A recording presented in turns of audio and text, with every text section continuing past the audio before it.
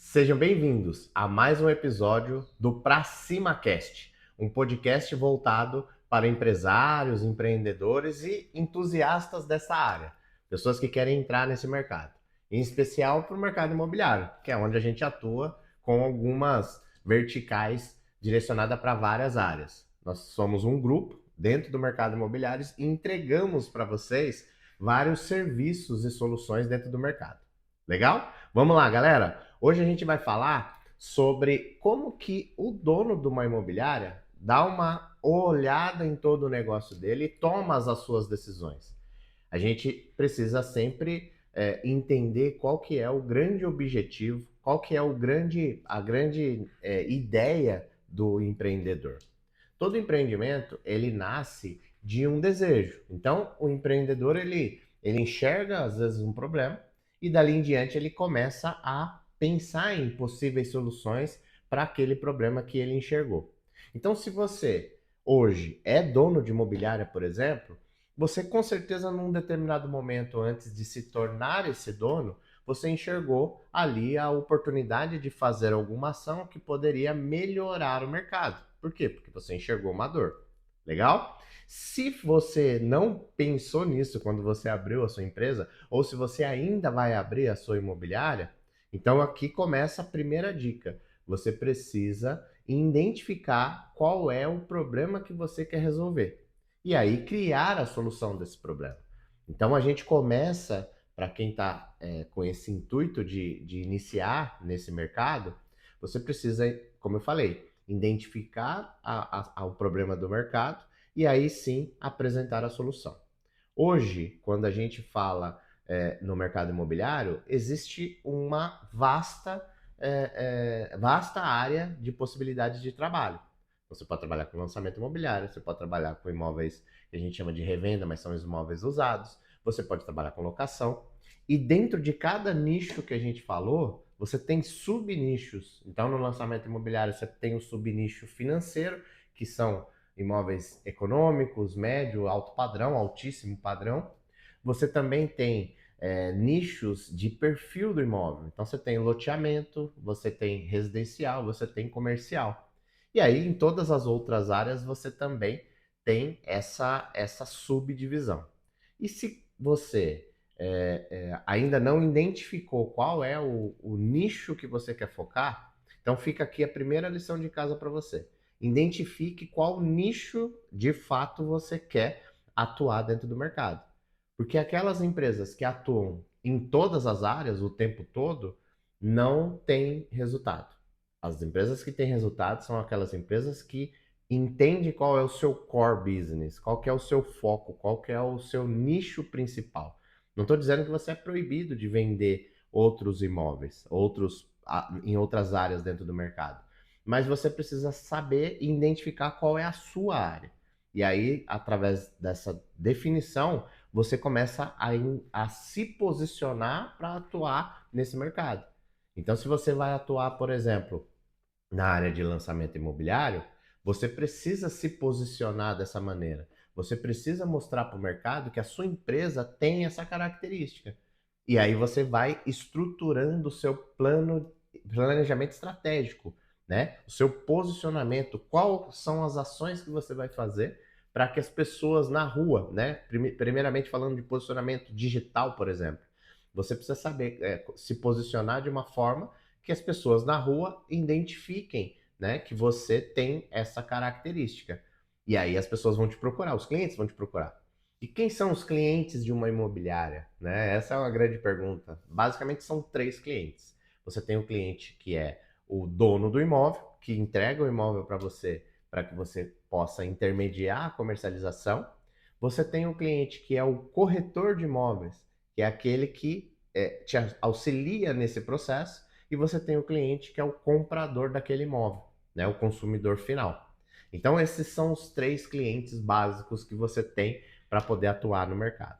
E é para estes clientes que você precisa ter uma clareza de posicionamento. Se você está bem posicionado no mercado e atendendo aquele público que é realmente o que você definiu como empresa para atender, o seu resultado vai ser bem maior. Legal? Então, a partir do momento que você deixou claro qual é o tipo de imóvel, qual o posicionamento que a sua empresa vai ter, você precisa começar a pensar em quais são as suas metas sobre essa empresa. Quanto que você acredita que é possível, primeiro, né, antes de faturar, de lucrar com essa empresa? Ah, eu quero lucrar R$ 50.000 por mês. E aí você tem que ter isso muito claro. Por quê? Porque através desta informação, a gente vai tratar as outras áreas, que são 8 no geral, né? Que eu defino como 8 áreas principais do negócio que você precisa ter clareza sobre a sua meta, o seu planejamento estratégico, o seu posicionamento, para você dividir essa meta entre esses setores e estruturar cada setor para que você consiga atingir o seu objetivo. Então vamos lá. Se você definiu, por exemplo, que sua área de atuação é lançamento imobiliário, e vamos lá falar de lançamento imobiliário da linha econômica, Minha Casa Minha Vida. Então decidi que esse é o meu posicionamento. Então todo o meu contexto vai ser feito direcionado para esse público incorporador, esse público corretor e esse público consumidor final. A partir desse momento, qual que é o primeiro passo que você precisa estruturar dentro da sua empresa, da sua imobiliária? Mesmo ela sendo uma imobiliária digital, onde você é o único corretor ali dessa unidade ou tem poucos parceiros. Primeiro, você precisa ter uma base, um setor de novos negócios. Esse setor de novos negócios é onde você vai fazer a captação e cadastramento dos produtos que tem na região que você vai atuar, lembrando que você também precisa definir qual é a região que você quer atuar. E você vai cadastrar esses negócios, essas incorporadoras. Então você vai cadastrando e fazendo essas captações. Se você trabalha no nicho de revenda, por exemplo, você vai atrás dos imóveis que estão disponíveis no mercado para venda. E aí você começa a construir a sua carteira de produto. Depois que você conseguiu fazer isso e tem essa carteira de produtos, você vai começar a prospectar ou criar ações de prospecção de pessoas interessadas em comprar aquela carteira que você construiu. E quando você começa a planejar essa área, que é a área de marketing, você tem que olhar para esse negócio e entender quais são os canais que você pode investir para que você consiga ter esse resultado de clientes interessados naquilo que você está vendendo. Então, vamos lá. Por exemplo, a gente tem os canais digitais, onde você vai fazer campanhas digitais, Meta, Google e outras redes sociais, para que você consiga atrair pessoas e clientes interessados em comprar aquele tipo de imóvel. Você também precisa identificar quais são os indicadores que estão trazendo esse cliente para você. Então você vai verificar e vai falar, poxa, esse cliente aqui veio através dessa campanha. Quanto que custou essa campanha? Custou X. Então, cada R$ 1 investido, que é a última parte do marketing que você tem que ter clareza, é quanto isso te trouxe de resultado. É como se fosse um investimento mesmo na sua própria empresa. Coloquei R$ 1.000 e tive R$ 2.000 de retorno. Esse é o retorno sobre o investimento. Depois que você já tem clientes e desenhou o seu plano de marketing, você começa o seu plano de RH, que seriam a formação do seu time de corretores, que pode ser um ou pode ser 10, mas você precisa ter um time para te auxiliar nesse trabalho. Se você trabalha sozinho, você vai ter muito mais. Você vai ter que se organizar para dar conta de fazer tudo. Mas provavelmente no último pilar que a gente vai falar aqui, você vai perceber que sozinho você não vai conseguir. Então, no RH, você precisa formar novos corretores que não são do mercado e também atrair corretores que já estão no mercado. Então, você precisa construir, estruturar um plano de como você contrata e seleciona e forma esses corretores. Você precisa treinar eles, treiná-los, você precisa criar campanhas de remuneração, você precisa, por exemplo, criar processo de evolução desses corretores, e aí automaticamente você cria, né, a sua equipe de operação. Então, terceiro pilar, o RH. Quarto pilar, o comercial. É o jogo acontecendo, né? Então, como é que você vai fazer isso? Você precisa, no seu comercial, ter uma. Primeiro, passo zero dessa conversa é que você precisa digitalizar esse processo. Você não pode achar que no caderninho, no papel de pão, você vai conseguir ter controle de todo o processo. Não é possível. E você tem que digitalizar. O que eu sempre digo é utilize um CRM, que é um sistema, um software. Tem vários no mercado, depois vocês pesquisem, mas utilize um software para que você consiga administrar e fazer gestão desses clientes. Só que só o software e o cliente não resolve. Você precisa ter uma metodologia de atendimento. Então, hoje eu tenho uma metodologia que a gente fala muito, que é a fábrica de vendas, onde tem 6 etapas e que essa etapa ela se retroalimenta constantemente. E aí, conforme você vai avançando nessas etapas, você vai atingindo o resultado. E mais do que isso, você precisa ter o controle, tá certo? De indicadores sobre esse trabalho comercial que está acontecendo. Então, como é que você controla isso? Como é que você sabe que se está dando certo ou se não está dando certo? São através dos indicadores. Então, você cria um funil de vendas com as etapas que você entende que a gente aqui chama de fábrica de vendas, a nossa metodologia.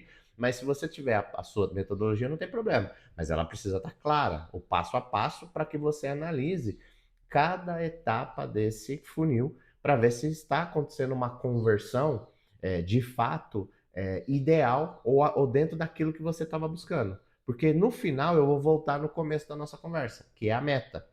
Você vai entender que tudo isso está interligado. E se não tiver ok todas as áreas, você não atinge a sua meta. Legal? Depois a gente tem a estrutura de back-office. O que é o back-office? É tudo que vai te ajudar a finalizar a sua venda. Às vezes você pode ter uma estrutura de suporte da própria construtora que você está trabalhando, ou às vezes você vai ter que ter o seu próprio back-office para rodar contrato, para fazer todas as distribuições de comissões, no caso, quando você tiver uma equipe também, para saber quantos meses vai demorar para você receber a comissão, se caso for uma comissão parcelada, quem ganha o que em percentual. Então você precisa ter o back-office muito bem estruturado, para daí você entregar para a sua equipe esse suporte administrativo para que tudo isso corra e avance de uma forma organizada. Sem um back-office organizado, você não tem resultado. E aí depois a gente tem o pilar do financeiro da empresa. E aí aqui é a grande dificuldade da maioria dos empresários. O financeiro, ele tem que ser, não é um financeiro para quem vai pagar ou receber os valores. O financeiro é a análise de dados. Você tem duas grandes análises que você tem que fazer. Uma é um demonstrativo de resultado do exercício, que é o DRE, onde você avalia se a sua empresa dá lucro ou não, tá certo? Então, eu vendi X, eu tive custo com corretores de Y, eu tive custos fixos de X e eu tive um custo de tributos de mais X. Então, com o que eu vendi menos tudo isso que eu tive de custos, quanto que sobrou? Isso aí é o seu lucro líquido. Então você tem que lá na sua meta começar por esse número. Quanto que eu quero lucrar e não quanto só que eu quero vender, porque a venda é depois do lucro, né? Você vai analisar o que você quer ganhar e aí você vai estruturar a sua empresa para atingir o lucro que você está buscando. Então, sempre, como eu falei, uma coisa aqui está linkada na outra, é um círculo, né? Então, no financeiro você tem, por exemplo, essa análise de lucratividade. Depois você tem o fluxo de caixa, demonstrativo de fluxo de caixa, DFC. É onde você entende quanto de dinheiro entra no mês na sua empresa e quanto sai. E aí você vai ter uma previsão de que no mês próximo, por exemplo, dependendo do que você fez de vendas e como essas vendas foram feitas, que você vai ter um caixa positivo na empresa, ou que você vai ter um caixa negativo, porque o fluxo de recebimento não é o suficiente para o fluxo de pagamento daquele mês. Então você vai ter que buscar dinheiro fora, aportar algum valor se for necessário. E ter essa visão é o que faz você se manter de pé ou não. Existe uma máxima no mercado de quem é especialista em finanças, que o que quebra uma empresa não é falta de lucro, mas é falta de caixa. Você vende e vende com lucro, mas não recebe, e aí nesse meio tempo a empresa consome recurso, porque é natural, e automaticamente você corre o risco de perder o seu negócio porque você não tem o fluxo de caixa controlado e administrado da forma correta. Então, no financeiro, você tem que olhar esses indicadores, se eles estão alinhados com a meta que você definiu lá em cima, tá certo? E aí, quando tudo isso aqui está rodando de uma forma coesa, você começa a pensar no próximo e último passo, que volta para o começo novamente, mas é que é o passo da expansão. Eu tenho, hoje faturo 200 mil e eu quero faturar 400. Então eu vou reestruturar todo o meu negócio para poder fazer a expansão. Essa expansão ela pode acontecer através de mais corretores, ela pode acontecer através de mais produtos, e aí os dois estão juntos, né? E também você tem a possibilidade de crescer através de ter mais clientes e também regionalmente. Eu vou atuar em outras regiões, tá certo? Então, mas para que você expanda, você tem que ter esses outros pilares anteriores organizados. E olha que interessante, se você define lá no começo, lembra que eu falei que no final eu ia linkar o começo da conversa no final? Se você definir uma meta, só que você não tem produto suficiente, não tem clientes interessados suficiente, não tem equipe suficiente, não vai bater a meta. Você tem que fazer a conta levando em consideração todo esse contexto. Você precisa saber, para eu faturar mais 200 mil na minha conta, eu preciso fazer investimento de marketing de X, eu preciso ter mais produtos para que eu possa vender, eu preciso ter mais corretores para poder atender mais esses outros clientes a mais que vão ter e manter a minha metodologia organizada com os indicadores para que os corretores não façam de uma forma errada, controlar meu financeiro para ter caixa, aí eu consigo expandir. Vocês entenderam como é importante que esse contexto como um todo precisa estar muito encaixado e alinhado? Porque se você não tiver essa clareza desse processo como um todo, você vai errar em alguma dessas etapas. E uma etapa dessa sendo feita da forma errada, ela derruba todas as outras. É igual um dominó. Se cair um, cai todos os outros. Tá certo? Então, como bônus para vocês aqui, vou falar também sobre o posicionamento de dono. Todo mundo, ou a maioria das pessoas do mercado, não se posicionam como dono de empresa. Se posicionam como um corretor que tem uma imobiliária. E aqui está a grande falha. Você que quer ser dono de imobiliária, você precisa entender que a imobiliária é uma empresa. E você precisa se posicionar como dono de uma empresa, como empresário. E se posicionar como empresário não é trabalhar só, apenas no processo, mas é a imagem. Você precisa se posicionar como um líder máximo do seu negócio. Você não pode concorrer com seus corretores. Você não pode não pensar na liderança de pessoas. Você tem que ter isso como foco, sim. Então, nesse momento, o ponto principal aqui que eu quero deixar para vocês como esse bônus é que você precisa ter cabeça de dono, cabeça de empresário, inclusive nas redes sociais. A partir de hoje, você começa a se posicionar nas redes sociais como dono, como alguém que efetivamente tem uma empresa, é um empresário e não um corretor que tem uma imobiliária. Porque se você se posiciona como um corretor que tem uma imobiliária, as pessoas não confiam em você como uma empresa sólida.